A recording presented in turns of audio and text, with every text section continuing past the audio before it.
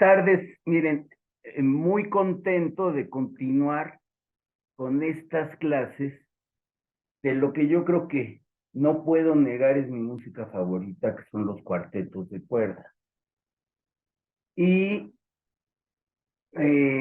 la razón por la que estoy dando este ciclo es porque en su gira de despedida, en su gira de despedida, quizá el cuarteto estadounidense más famoso, que es el Emerson Quartet,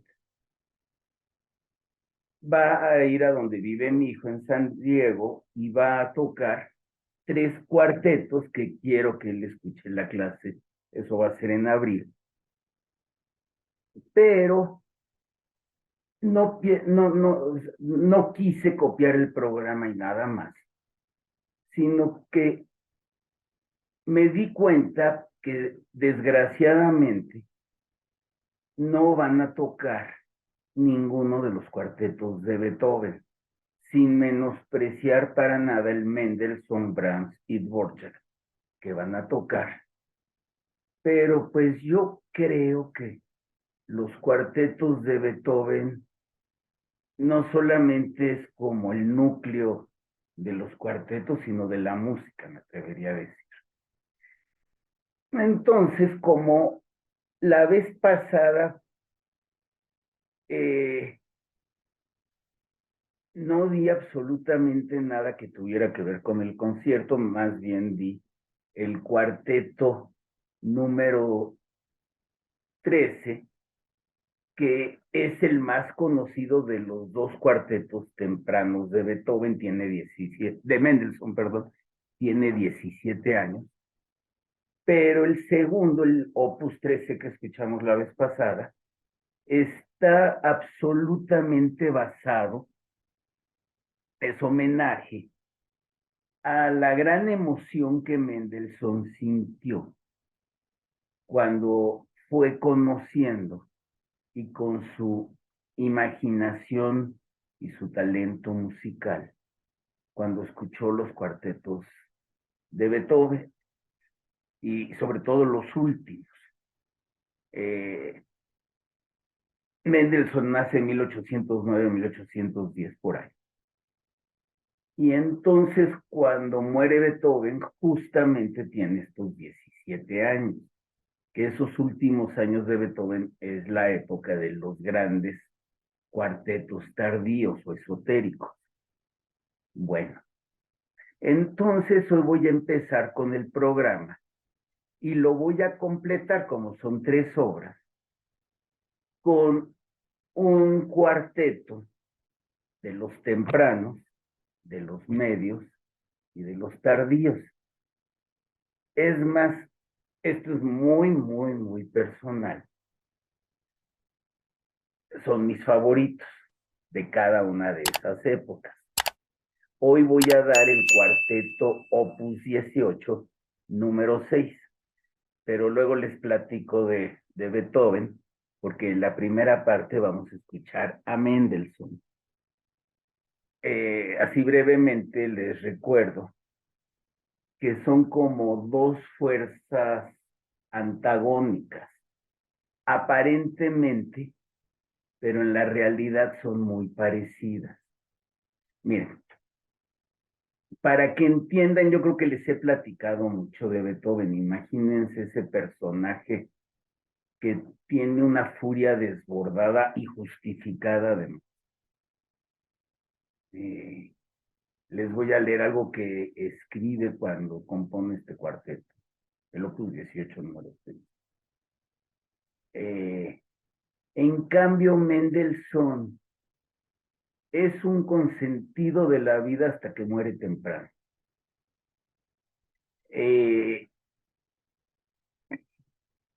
Miren, les voy a leer lo que dice este libro, que es como mi libro de cabecera, que se llama Los grandes compositores, de Harold Schoenberg, no Schoenberg, falta la E, si lo comparamos,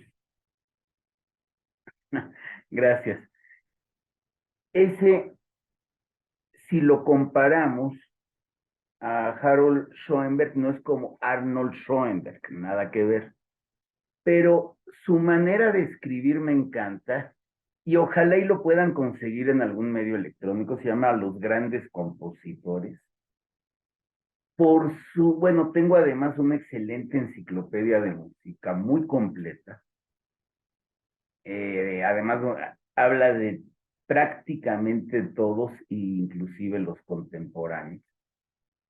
Este señor Schoenberg, aparte, tiene, así como este se llama Los Grandes Compositores, tiene los grandes pianistas, los grandes directores, los grandes solistas, y son muy buenos porque hablan no solamente del contexto histórico, sino del contexto estético en el que se dan las cuestiones, del contexto en general, y además en términos yo creo que muy entendibles, nos platica lo que es la música. Es más, fíjense, a cada compositor le pone un sobrenombre. Entonces, ¿cómo llama a Félix Mendelssohn? Alguien, si a alguien se le ocurre, póngame, ¿cómo llamarían a, si yo no, si a mí me hubieran preguntado, yo sí les digo, ¿cómo? ¿Pero alguien se anima? Mándeme un chat. Yo le hubiera puesto el aristócrata de la música. Siempre les digo que Mendelssohn es absolutamente aristocrático. Pero ¿saben cómo le puso el autor? El genio burgués.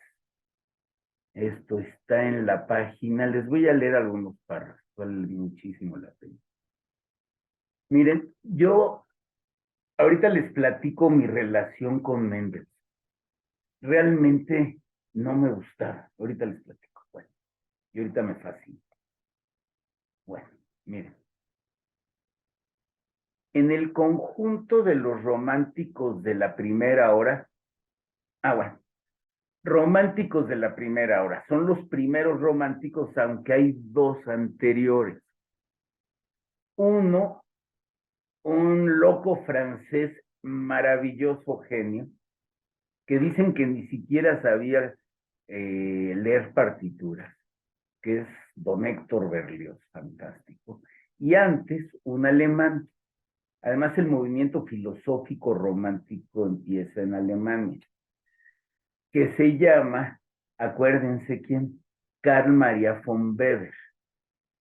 Bueno, pero luego viene toda esta, digamos, generación, que son los primeros románticos después de estos dos. A lo mejor los que les podríamos llamar prerrománticos. Y entonces sigo. En el conjunto de los románticos de la primera hora, fue el músico más natural. Este hombre que se convirtió en el clasicista, el defensor de las tradiciones, el músico, entre comillas, puro. Berlioz, Schumann, Chopin, Liszt, todos fueron genios. Pero como músico, Mendelssohn no tuvo igual. Oigan esto, ¿eh?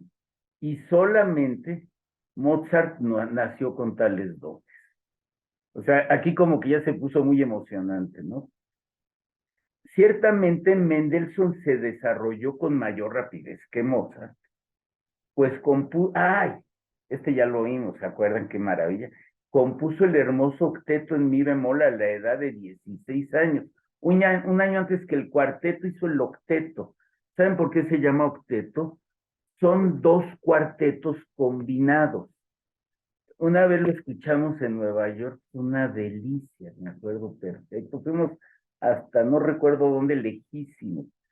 Fue como en un gimnasio de una institución judía, muy lejos, pero fue una maravilla. Son, por lo tanto, 4 violines, 2 violas y 2 chelos. Y es bellísimo ese octeto. Hay un octeto de Schubert, pero es otra combinación de instrumentos. Bueno. Y la obertura, famosísima, Sueño de una noche de verano, a los 17, justo cuando está componiendo esto. eclipando de lejos a Mozart, o para el caso, las restantes figuras de la historia de la música. Yo no estaría de acuerdo, yo creo que Mozart desde el Kegel, ¿no? De edad equivalente. Mendelssohn no era un especialista en música. No era un especialista en música. A semejanza de Mozart, podía hacerlo todo. Fue uno de los mejores pianistas de su tiempo, el director más grande. Empuñó la batuta antes que Liszt o Wagner. Acuérdense que apenas estaba empezando a dirigir y el primer director serio, verdaderamente director, fue Carl Maria von Weber, como conocemos la dirección. Porque siempre ha habido alguien que marque el compás, inclusive muchas veces fueron los concertinos, o Lully le hacía con un palo, etcétera. Bueno, o sea, yo creo que en cierta música es prácticamente imposible no marcar el ritmo. Vean los pies de la gente cuando es algo muy rico. Todo el mundo está igual. Los músicos también. Bueno, fue uno de los mejores pianistas de su tiempo, el director más grande, empuñó la batuta antes que Liszt o Wagner, y quizá el organista más grande. Si lo hubiese deseado, habría podido ser uno de los grandes violinistas. Su oído, fíjense, era perfecto y su memoria lo abarcaba todo. Genial, es así de veras.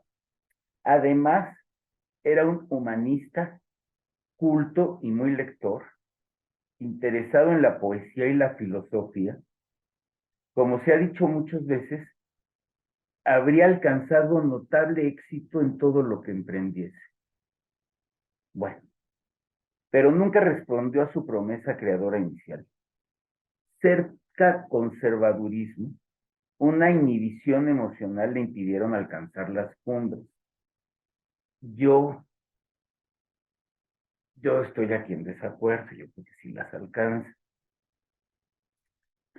A medida que avanzó en la vida, su música, siempre técnica hábil, se convirtió cada vez más en una serie de gestos correctos y corteses. Quizá podamos achacar la culpa a sus antecedentes. En esto, y qué bueno se vale, yo estoy en absolutísimo desacuerdo. Aquí sí, esto es descriptivo, no es opinión. Provenía de una familia de banqueros judíos, gente distinguida, adinerada y conservadora, y desde la niñez se le enseñó a comportarse bien, a respetar las formas y a evitar las ofensas. Por ardiente y genial que sea, un joven no se forma en un ambiente de mucha riqueza, dominado por un padre sensible pero patriarcal, sin que en él arraigue el conservadurismo. Mendelssohn se convirtió en un hombre cauteloso, una mirada que miraba con suspicacia todo lo que podía afectar el orden establecido de las cosas. No recomiendes lo nuevo, dijo a su hermana, mientras no hayan avanzado un poco en el mundo y adquirido cierto nombre, pues antes de eso es meramente cuestión de gusto. Prudencia, prudencia.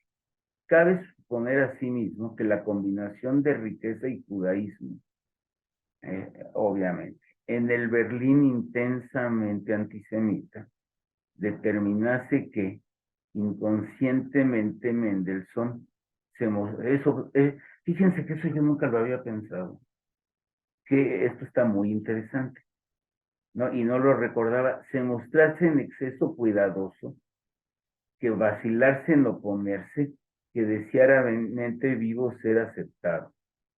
Y quizá también sucedió que su sangre lo impulsara a una suerte de nacionalismo alemán explícito, el mismo que más tarde floreció con Wagner. Mendelssohn era alemán y se sentía orgulloso de música y en las restantes artes.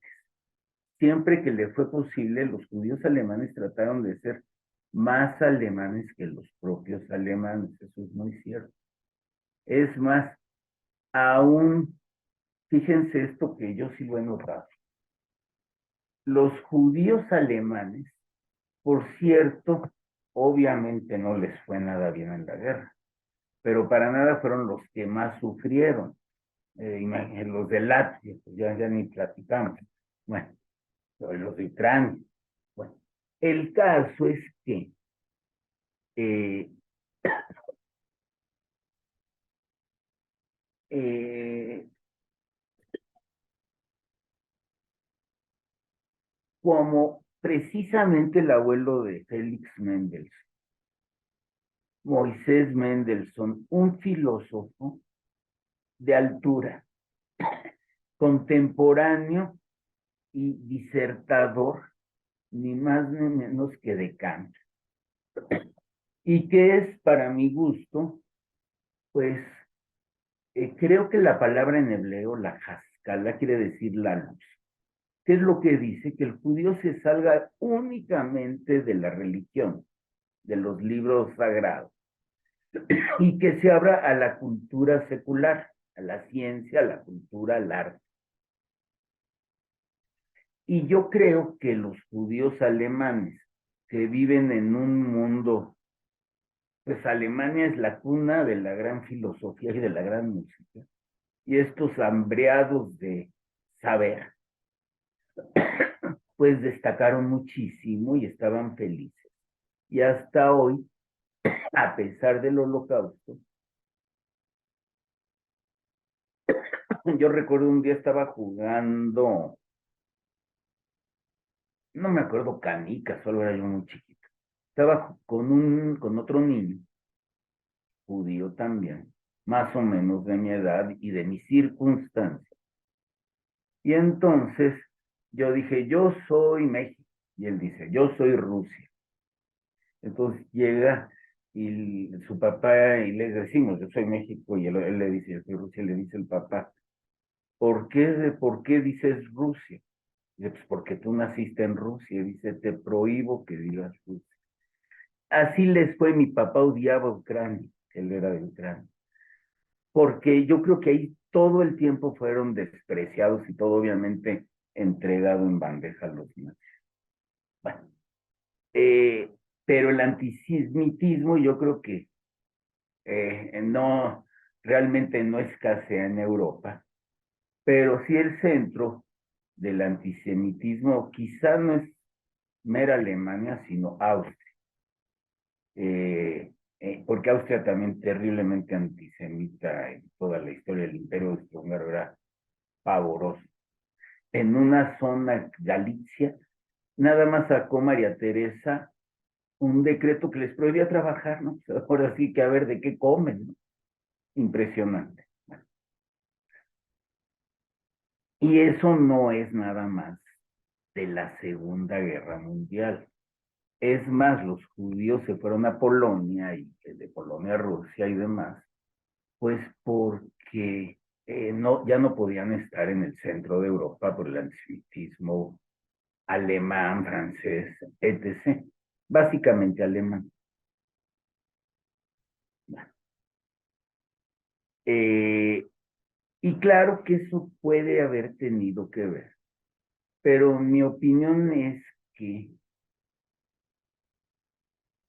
sin meterme a la cuestión psicológica de Mendelssohn, yo creo que la genialidad de Mendelssohn, lo que yo veo como genialidad, el autor lo ve como limitación. Yo creo tener la capacidad, a ver ustedes qué les pasa, qué sienten, que son maravillosos los cuartetos, bueno, la música de Mendelssohn.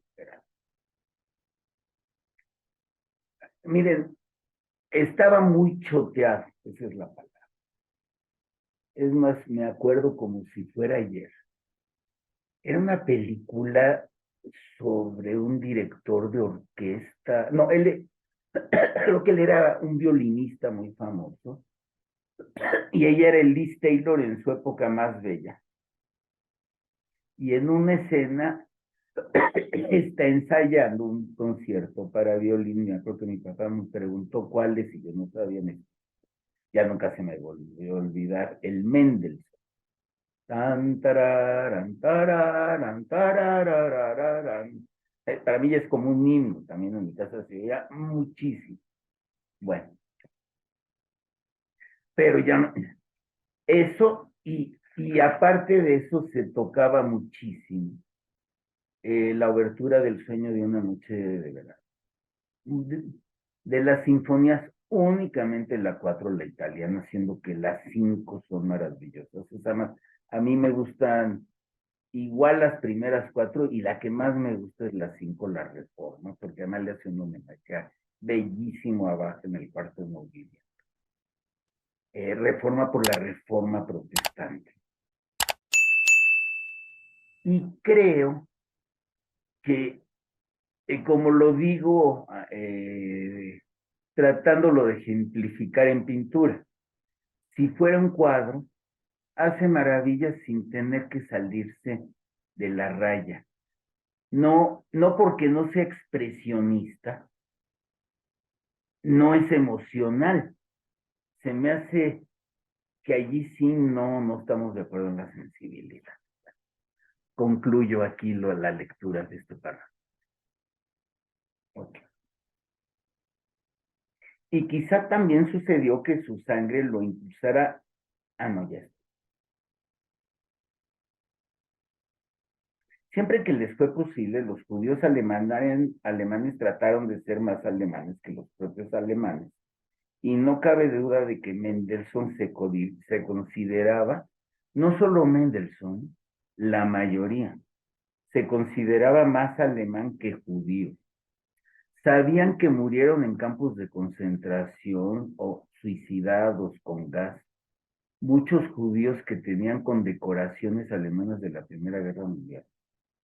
Bueno, por lo que se sabe, una sola vez se refirió a su linaje. De todos modos, sus padres, Abraham y Lea, no eran ortodoxos e hicieron bautizar a sus hijos con el apellido Mendelssohn Bartholdy. El hermano de Lea había adoptado el nombre Bartholdi, es de Bartolo, yo creo, de Bartolomé, cuando se convirtió en cristiano. Los Mendelssohn estaban integrados en la sociedad berlinesa. Eran personas, entre comillas, aceptadas, hasta que luego ya no fueron tan aceptadas.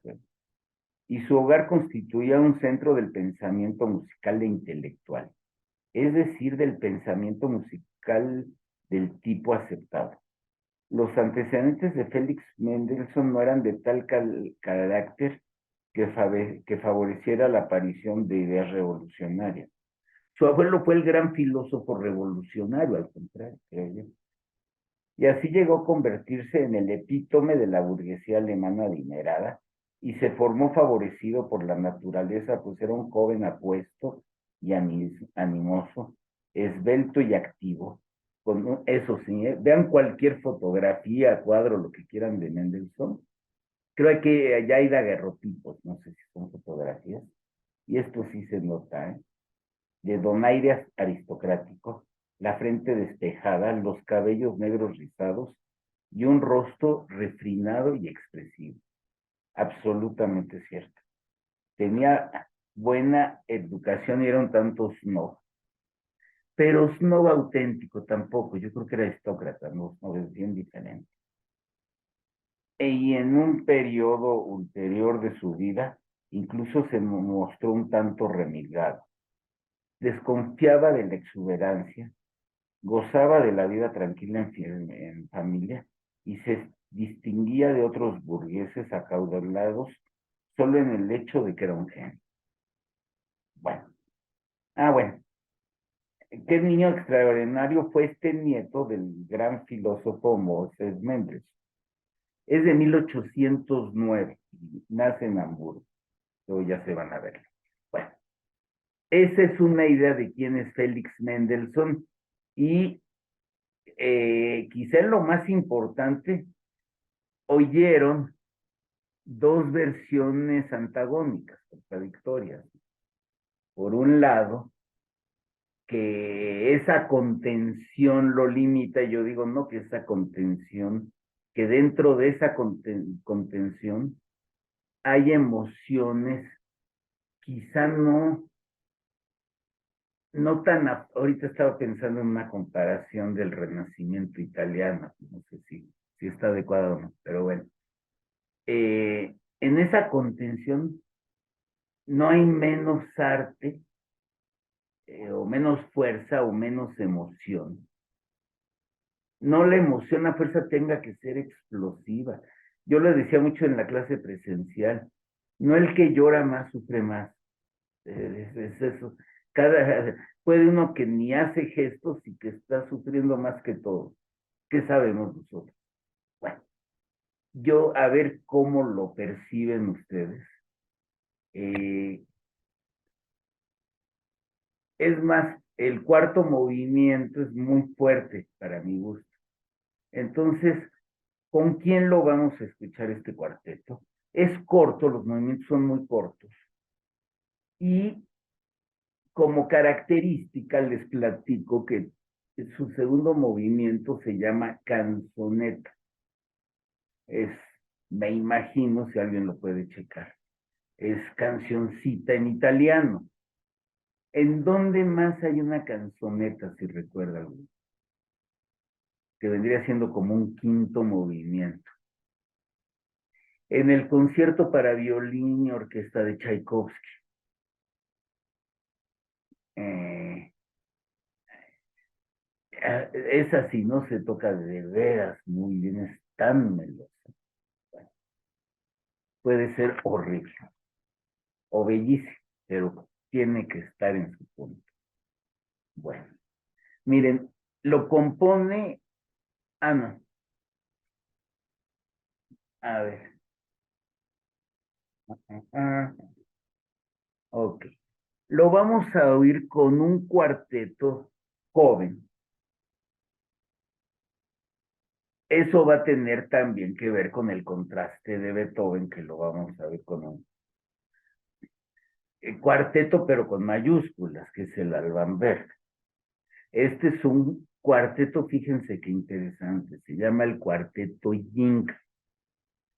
Son cuatro hermanos, seguramente de ascendencia china o coreana, de un pueblo pequeño en el estado de Illinois, en el medio oeste americano, relativamente puede estar cerca de la gran capital del medio oeste, que es Chicago.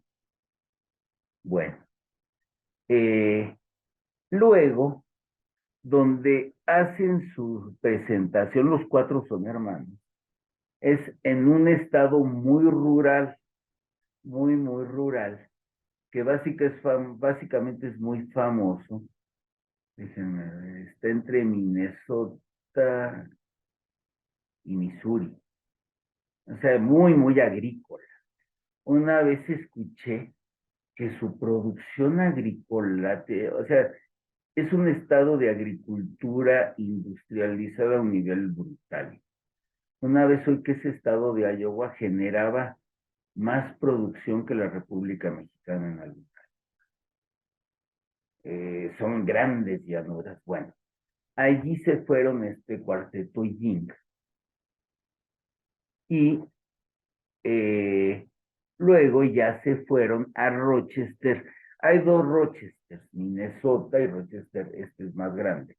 Y aquí se van, Nueva York, en donde está una de las escuelas y conservatorios de música más importante de los Estados Unidos, junto obviamente con el Juilliard de Nueva York y el Curtis de Filadelfia, que es el Eastman.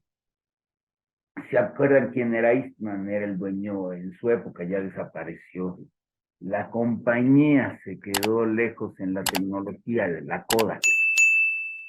Es más, una esposa que murió jovencita, que hasta acompañaba llevando ritmos a Paul McCartney, Linda Eastman, heredera de esa familia. Bueno, ok. Entonces, luego se va uno de los hermanos y entonces llega otro violinista también de ascendencia china o coreana. No lo dice. Y también se va porque es tan bueno que lo nombran concertino, o sea, primer violín, el jefe de los músicos de la Orquesta Sinfónica de Houston, que pues ha tenido, entre otros directores, ni más ni menos que uno de los más grandes que ha habido. No sé ahora cómo esté sonando, de veras hace mucho que no sé nada de esa y que no voy al cine. Pero en una época los dirigió Sir John Barbirolli. Bueno, eh, bueno, y llegó otro violinista que es con quien lo vamos a oír. Han ganado N premios, pero todavía no han estado en no vi que ya hubieran estado en el Carnegie Hall todavía. Pero oyendo un rato, me acordé lo que nos ha pasado con algunos, miren, la fama, la gran fama, no necesariamente checa con la gran calidad. ¿Por qué? Por varias razones. Porque la gran fama conlleva perder mucho tiempo en no ser artista. Hay que salir en fotografía, hay que dar pláticas, hay que ser mediático, hay que anunciar reloj. No, de veras.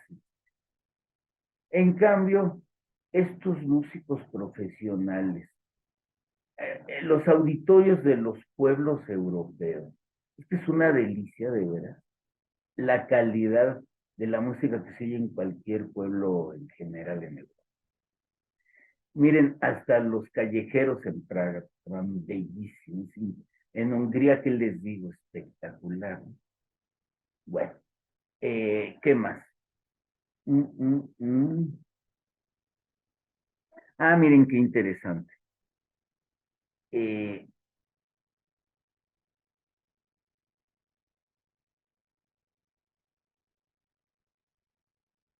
no,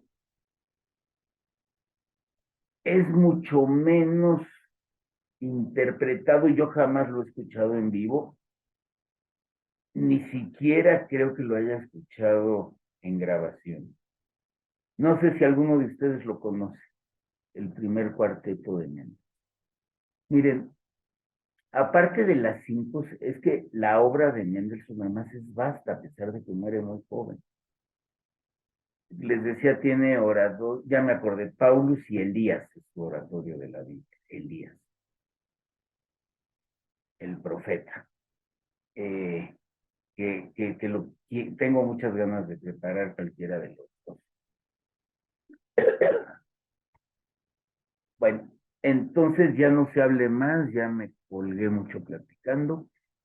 Oigamos pues el cuarteto del joven Mendelssohn de 17 años, aristócrata contenido o genio en miniatura, vamos.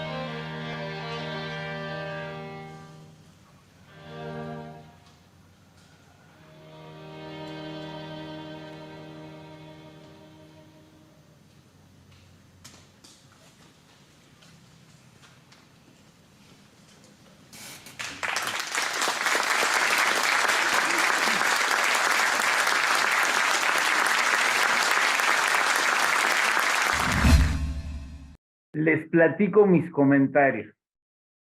Cosa rara empieza con un andante.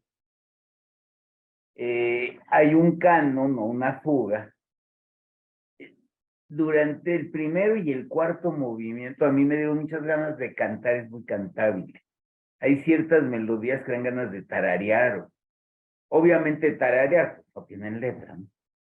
Bueno, luego platica, es como explicativo. Cada quien interprete lo que le están platicando. Una maravilla cuando platica y deja a que cada uno de nosotros escuche lo que quiere escuchar, es una vez. Insiste, igual que Mahler, es necio. Arr, arr. Pero, miren, lo voy a decir de una manera muy vulgar y obviamente no peyorativa ni para Beethoven ni para nadie, ni para Tchaikovsky, ni para cualquier romántico, para nadie. No se tira al piso, como dirían los jóvenes. Insisto, dentro de su contención puede comunicar muchísimo, pero muchísimo. Es más, me atrevería a decir que igual que los extrovertidos, hay introvertidos y hay extrovertidos. Bueno, luego, en todo Mendelssohn está su gran musicalidad. Creo que eso es obvio. Es obvio como en Brahms, que son grandes músicos. Se dice, yo no estoy de acuerdo, y menos después de ver lo que acabo de ver, que es el clásico de los romances. No, yo más bien diría, es el introvertido de los románticos, pero no por eso menos romántico. Yo creo que no tiene nada que ver ya con clasicismo, mucho de esto que oímos. A mí me sonó hasta revolucionario, francamente. Bueno, miren, quienes adolecían del mismo problema y que igual que Mendelssohn, a su manera lo resolvieron genialmente. Haydn y Mozart. Les he platicado la anécdota que Haydn, cuando le daba clases a Mozart, le decía que no debía de manifestar emociones. El burro hablando de orejas. ¿Cómo no van a transmitir emociones Haydn o Mozart o de la mujer? Que se atengan a las reglas que, por cierto, básicamente las creó el gran genio emocional, pero muy estructurado de Haydn. Porque además sus formas clásicas son una verdadera caricia a la escucha. Bueno, ok.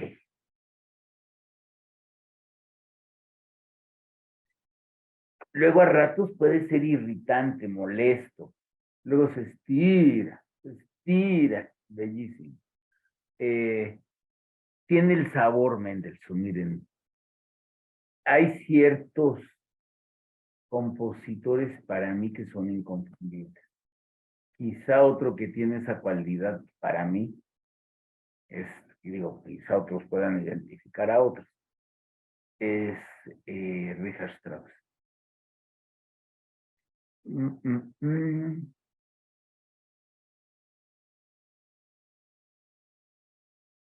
Bueno, como si no fuera suficiente lo que compuso Mendelssohn, otra cualidad de su persona, no es mentira toda la leyenda que por él se rescataba, no, claro que no.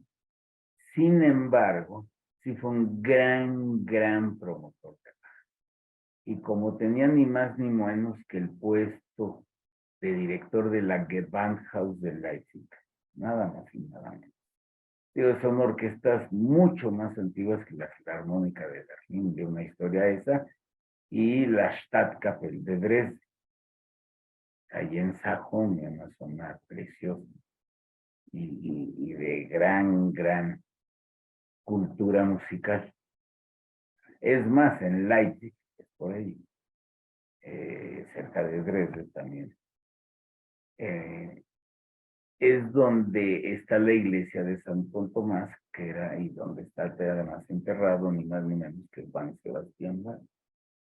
Ok, bueno, vámonos al segundo movimiento, la canzoneta. Miren, una melodía pegajosa que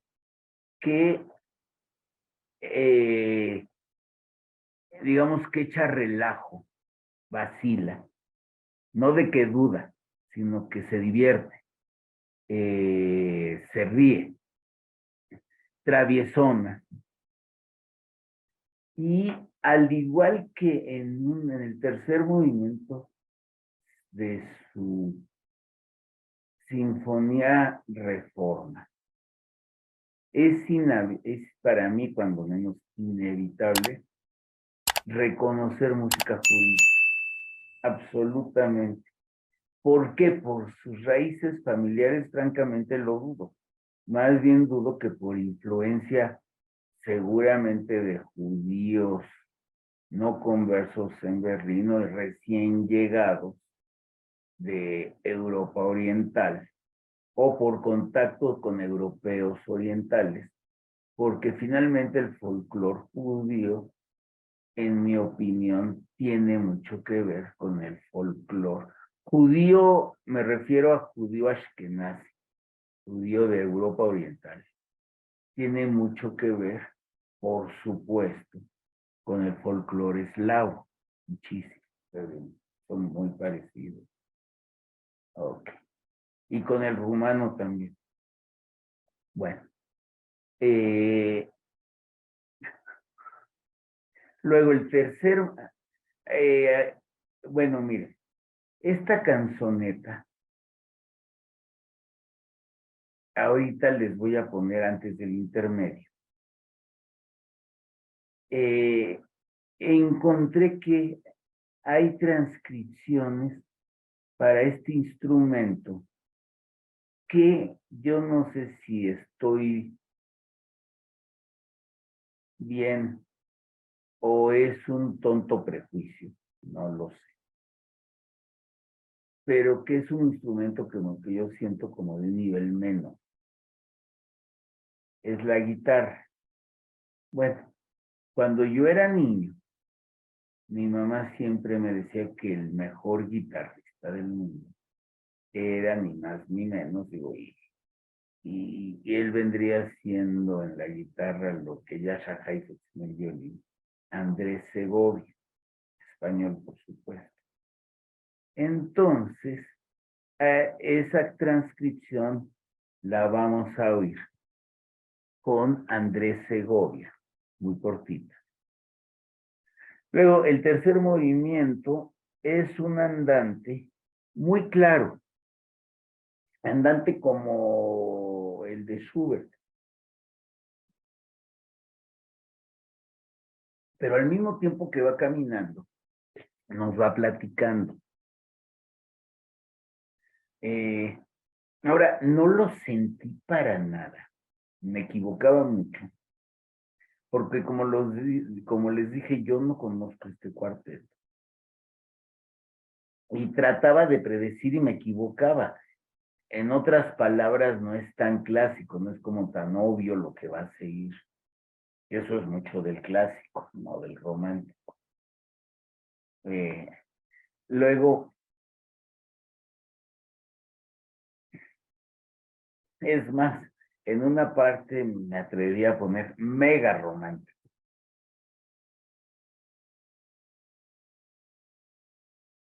Luego tiene una parte muy triste, muy, muy triste. Claro, hay una gran diferencia con la tristeza de Schubert. En la tristeza de Schubert es una tristeza desesperada. Y la tristeza de Mendelssohn, y eso por supuesto que tiene que ver con su formación, porque además es un ferviente cristiano. Es una tristeza resignada, muy diferente. pero no deja de ser una profundísima tristeza. Bueno, el cuarto movimiento es gitano. Tiene las cabalgatas de Beethoven, apasionado.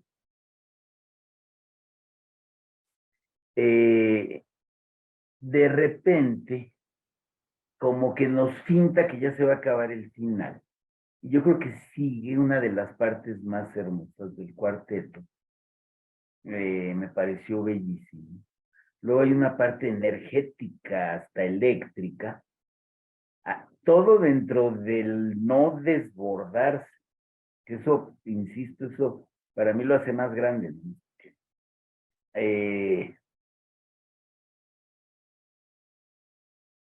Luego es como que se va así se va repitiendo y tragara y termina suave. Esa es parte de su carácter.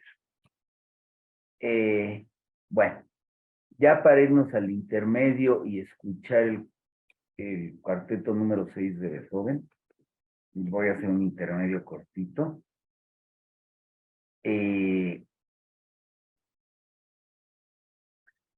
Vamos a escuchar lo de Andrés Segovia, la canzoneta que acabamos de escuchar en el video. Lo que les dije que es música judía, a ver cómo suena en guitarra.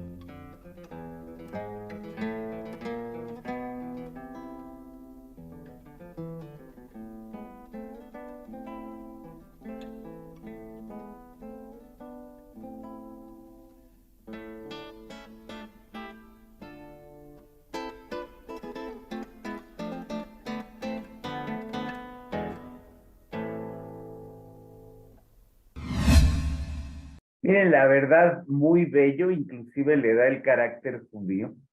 Le vamos a dar chance porque son famosas las transcripciones de de Juan Sebastián Bach de Segovia. Ya daré algunas en clase. Bueno, hago un breve intermedio y continuamos con lo antagónico. Si ya acabamos con, suponiendo que fueran pintores renacentistas italianos, ya acabamos con Rafael y ahora vamos a seguir con Miguel Ángel, con Beethoven.